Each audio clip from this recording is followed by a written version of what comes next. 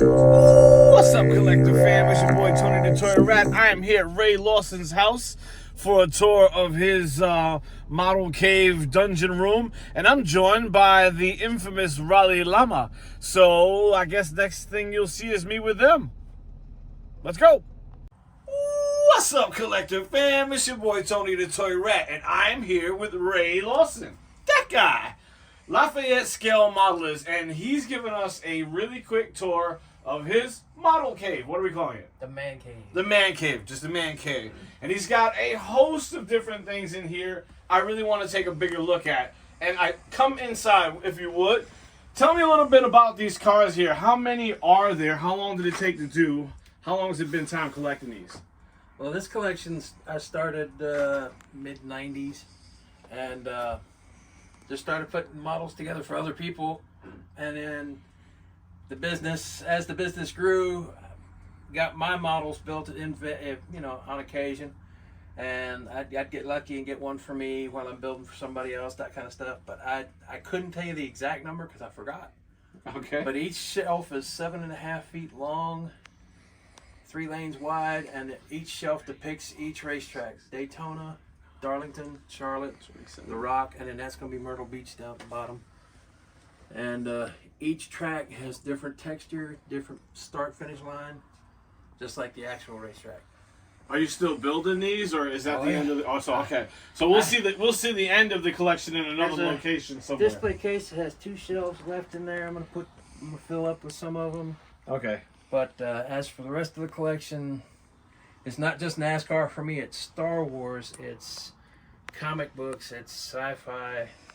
Well, I wanted to just start there Dinosaurs. because this was next on my list back here. That's I don't know how many people will ask if they could have it in their house next, but that is so damn cool. I love that it's lit up. That's the all So, the. how much of this did you customize, and how much of this was just the way it is right now? Well, this was a kit the guy made in his garage. Okay, so this wasn't you. Someone else wasn't- made this. No, this wasn't 3D print. This was a kit a guy made the molds for and handmade them in his garage, and the wingtips get in your way. I love but- there's a giant doing recording back there. But he, the guy made it in Alabama. He made a garage kit. Guy in California wanted a couple of them built, so I did a trade. Got this one for me. I customized it, made a little nose art. Okay. Alderaan Avenger. Nice. And so, I mean, like rust and all that paint job, this is all you? That's all me. Yeah, that's really cool. You'll see out in the workshop. You'll see what these look like before I put paint on them. This is I have about 4. Oh, I love that. Let me see the back. I don't know how much. Keith, you get the back of that there where you see the engine lights coming out? That is so cool. You know, some people would only have just that in their house. Yet I'm looking around at like 8 other pretty decent scale models of Star Wars figures in here. Millennium Falcon, straight there in the back. Now, does she have any lights? No, she doesn't. Okay. But there's 3, as unique as this is. There's 3 behind me that's even more. As in one of. Well, before you tell me about those 3, just ballpark it. What is this worth? If someone wanted to, Unbuilt, this kit was $1,500. all right. So built up, painted, and all. If you had to, $3 grand. $3,000, people. That's what it was worth. Now, Okay. this baby back here, he is 3D print. You know that. Yeah. You've seen it. I love him. Roger. This baby right here, that X-Wing, and that Walker are total scratch built. The Walker. I did not do those. Okay. All right. Dude made them from sheet plastic, Bondo, and model parts. Wow. I traded an unbuilt blockade runner for this. Wow. And then I traded a Boba Fett model for the X-Wing, and I actually had to put it back together because he had it tore apart. And then he traded the AT-AT to me for a TIE fighter I had. Wow. So I got 3 scratch built, the Sandcrawler, Blockade Runner. These 2 are resin kits. Which one's a resin kit? These 2. These 2 are resin kits. But these 2 came from a guy in Norway. This is really cool. Wait till you see me turn it around. Oh. Okay. Whereas the engines in this one are cool, I got an effect with this one that it's really cool to see. Oh. If you can see it, the lights are flickering. Yeah. They're giving a little bit of So it's in movement. It's moving, Yeah, people. It looks like it's heat wave coming out the back of it. Are you getting heat wave off of that? Yes. Felt like heat I'm wave. zooming in on both the Moya, which holds a dear part in our hearts, Yeah, Gigi and that Easley. Trouble with Tribbles script. Trouble with Tribble script and the Runabout. Terry Farrell. Well, Terry Farrell autographed that, and that's David Gerald autographed that. I love Trouble with Tribbles. How But awesome. the Razor Crest there is going to hang in the Dragon's Lair Okay, that's a comic book shop for those of you guys don't know. down Fayetteville's premier comic book shop. Fayetteville's premier comic book shop. Sorry. 3D print Tron tank, a resin statue made by a guy named Naren.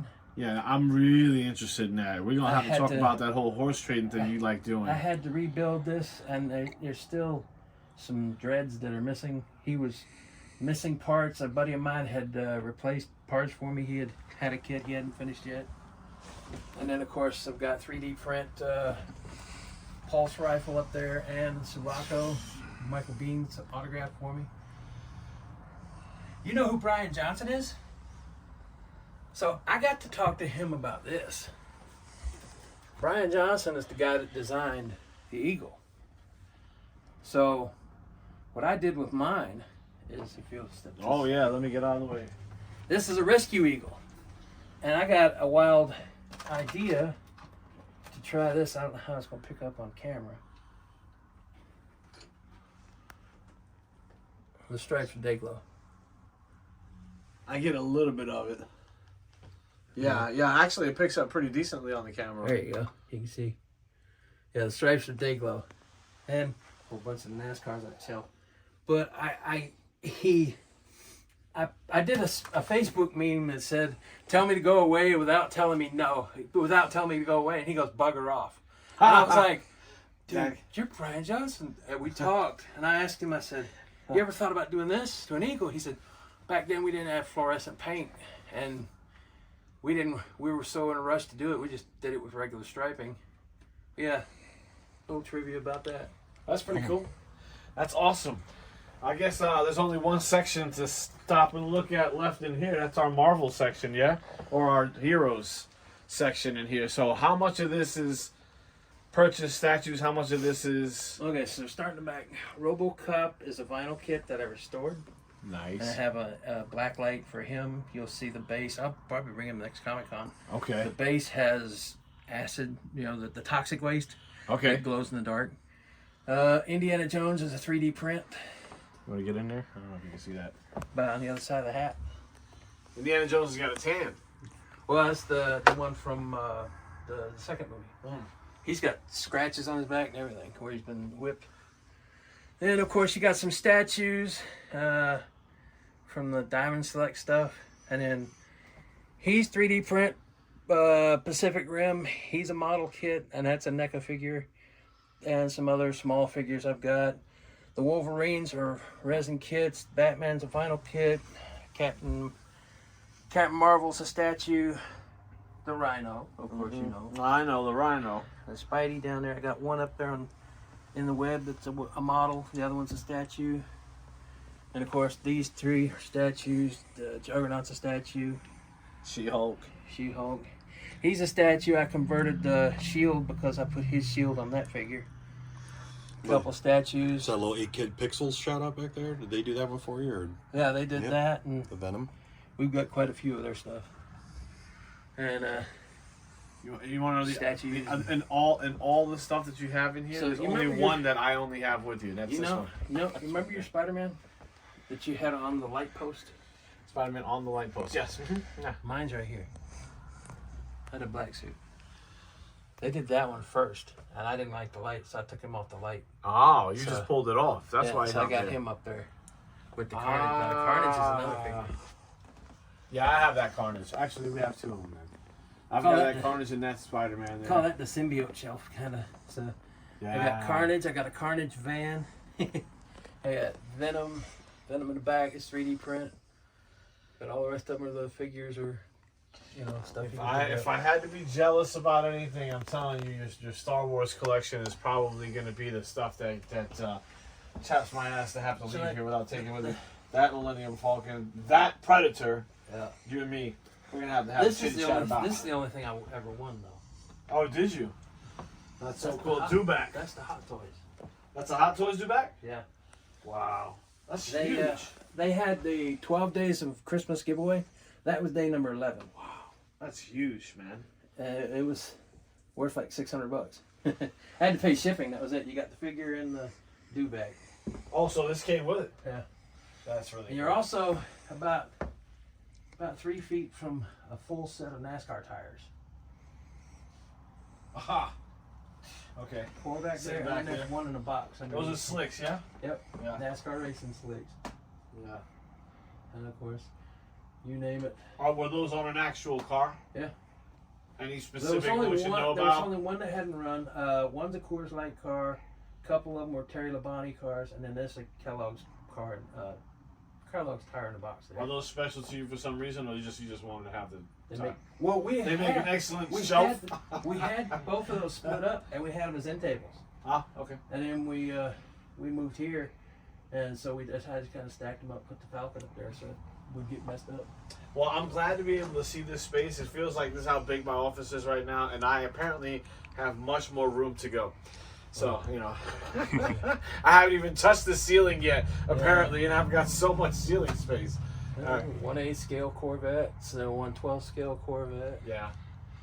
And that's one thing I think your viewers, Tony, are interested in is how do you determine scale? That's a great question. Thank you. That's from the Raleigh Llama, everyone. It's always thinking there. So you get the one in the what do you call it, fractions. You got the little line. What do you call it? Numerator and denominator. Okay, so the bottom number, say 24. The bottom number is always how many inches are in 1 inch. So 1/24, 1 inch equals 24 inches. 1/12, 1 inch equals 12 inches.